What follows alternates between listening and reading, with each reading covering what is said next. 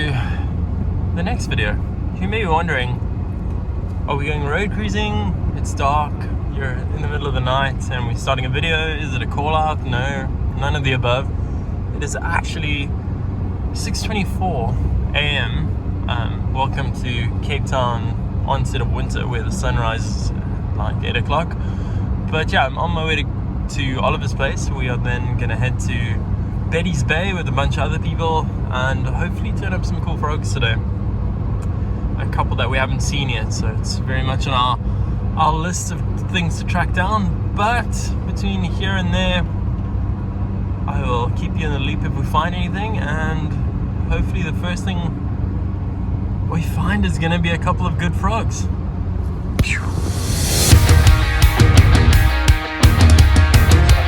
Okay, got Ryan over there, Alex is down there, Oliver, some other guys. Yeah, we're going to see if we can't get after any moss frogs today. The guys are deep down there in something. Maybe they got something. Go have a look and investigate. So I just flipped the first snake of the day. It's just a common slug eater. A really common sight amongst most of these sort of rocky hillsides and fynbos biomes out here in the Southern Cape. Not what we're after. We're going to carry on looking for some frogs and get on. So we just got this little red-sided skink just basking on the side of a rock. Be gone with you, brother. Off he goes. This is how you find moss frogs.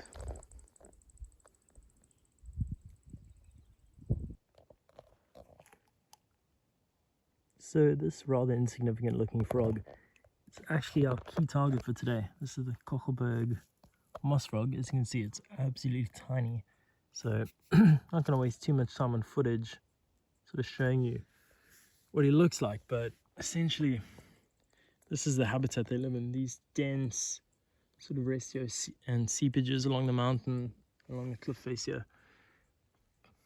But yeah, he's busy hopping away. He can go on his way. We've already got some pictures of him, but I will show you what he looks like up close. I've obviously shot photos already, but there you go. It's actually quite a pretty frog when you see him under flash. He's got some nice bluey grey hues to it. But yeah, Coverboardensis, the Coverboard moss frog. Stoked. So we got our frog like we're saying, and now we're heading back. You see we're going to zigzag all the way along that trail, all the way around, over the peak of that mountain and down. And I think we're going to head to another spot and see if we can't turn up any more frogs. Just got this Acanthius mediagris. Since I have this little ant at Cape legless skink. He can go back, live with his little ant friends. Be gone, friend. Get out of here. There you can see how well they bow through. He was just under this little piece of burnt plastic. You can just go there. So we just arrived at Landroskop. We're a little bit early. We just have to wait for our contact so we can go up here. But essentially we're going to cruise all the way up top of those mountains and save us a couple hours walking. But yeah, the rest of the guys are just chilling here and do our things.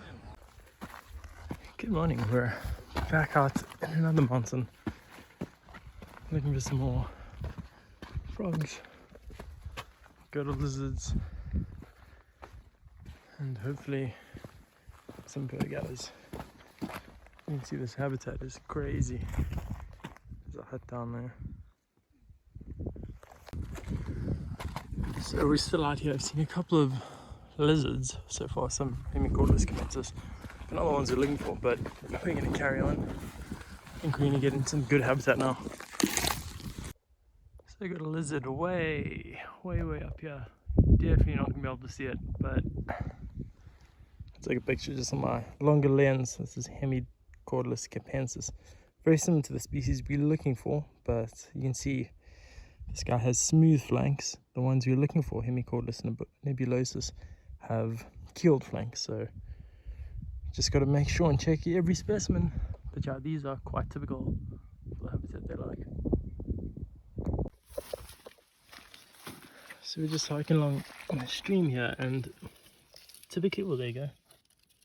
What is that? That's an ametia. That's a common river frog. It's definitely not what we're looking for, but I think I see some of them what we are looking for. Have a look at these guys. This is the montane marsh frog.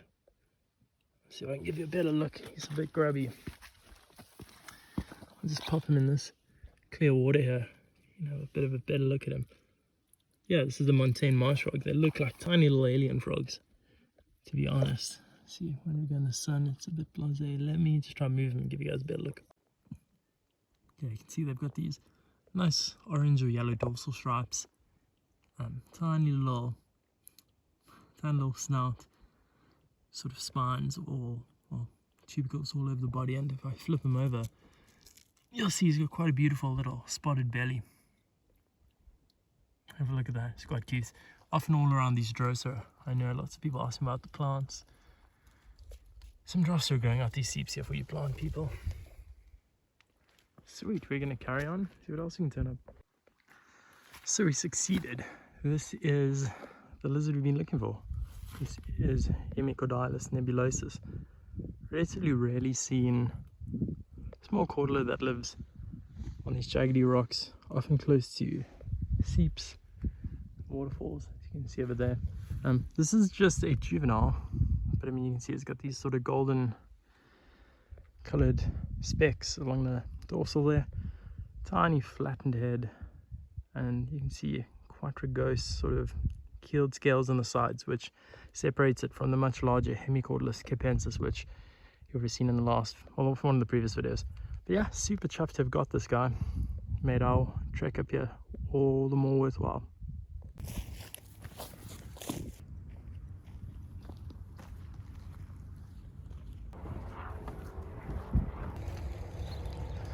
So I just spotted our first significant herp of the day. He's actually trying to scoot right off the path there. You guys will see him in a minute. But a really nice looking angular tortoise. Super pale. Hello friend. This guy's just trying to scoot off into the leaves. Usually they have a lot more black on the shell. This is a really good looking individual. I might actually just grab a couple of pictures before he disappears.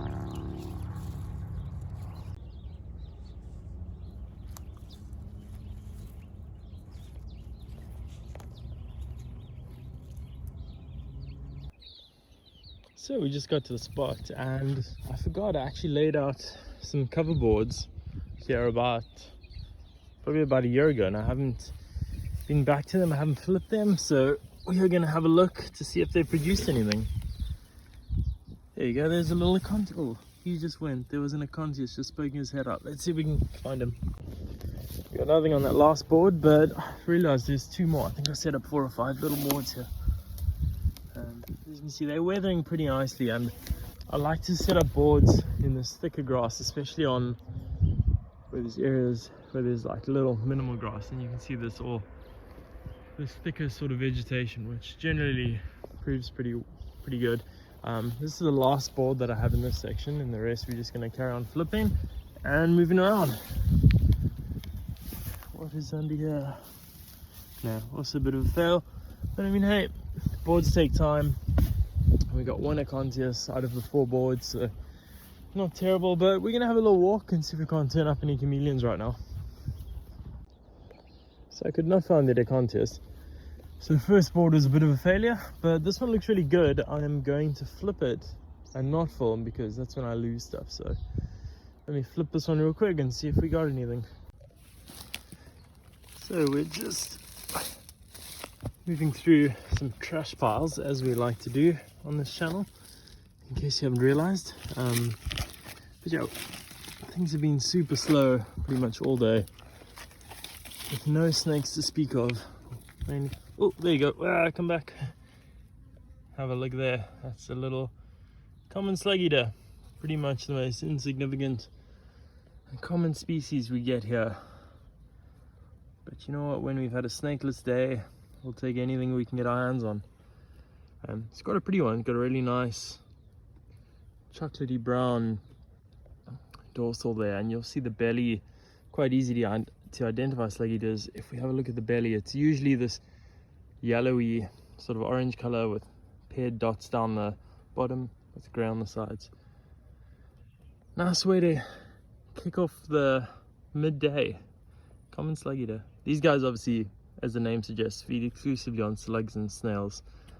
So, not the most ferocious species out there, but we'll take it. So we're just moving through some trash piles, as we like to do on this channel, in case you haven't realized. But yeah, things have been super slow pretty much all day, with no snakes to speak of. Oh, there you go. Come back. Have a look there. That's a little common slug eater. Pretty much the most insignificant and common species we get here.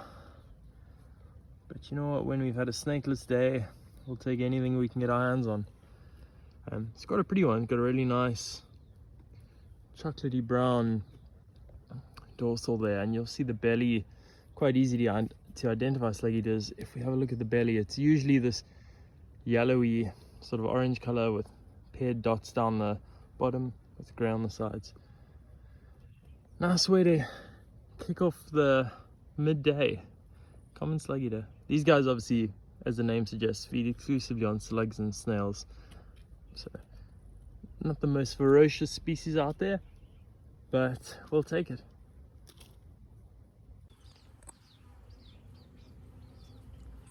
So I don't know if you can hear that, but with all these yellow flowers around here, there are just hundreds and hundreds of bees. And we're not afraid of snakes, but bees and wasps, man, those are the ones that are gonna get you.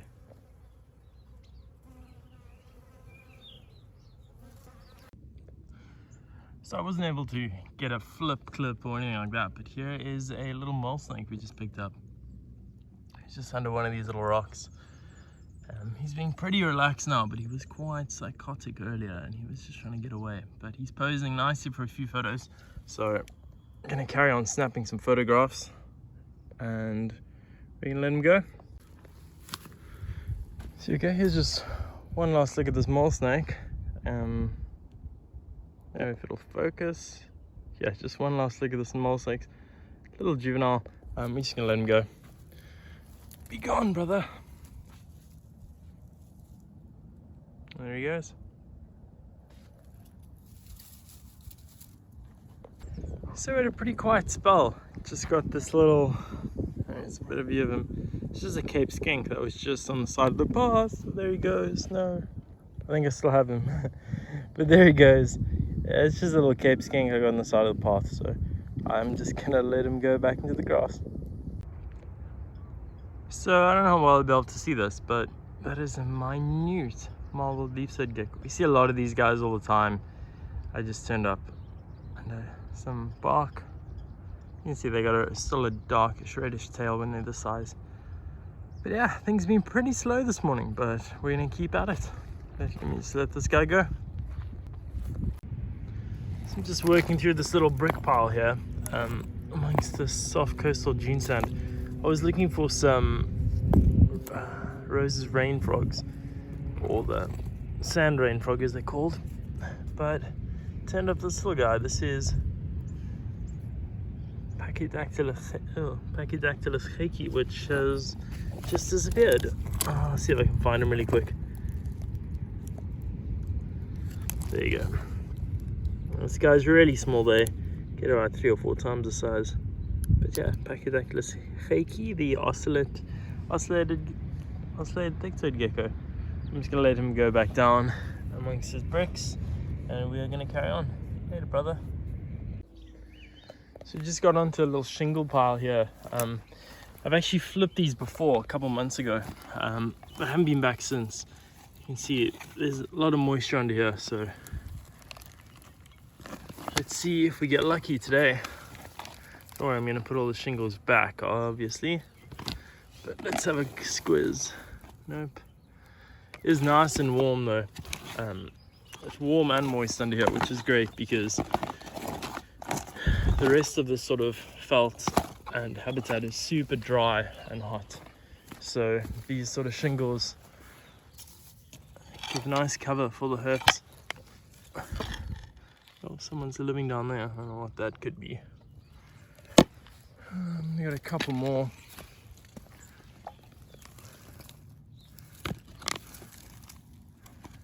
And no one's home at all. So you know how it goes. We can never pass up an opportunity to talk about and get a little video of a Cape Dwarf chameleon. This is just a nice little male, just sitting on the end of this little restio branch, catching a bit of sun. Yeah, common occurrence here on the Cape. Never get tired of seeing them, and they're just so variable. No two are ever sort of the same. That's the ever impressive Cape Dwarf chameleon. Just gonna grab some photos quick and let this guy go on his way.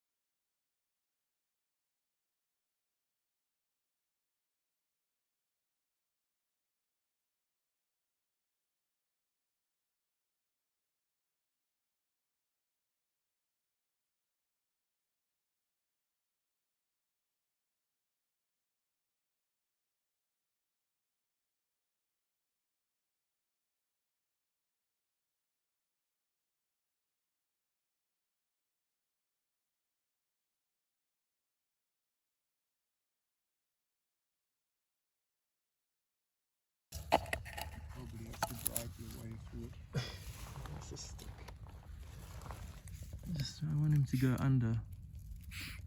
Yeah, I just want him to get out of the elements. He doesn't do that now.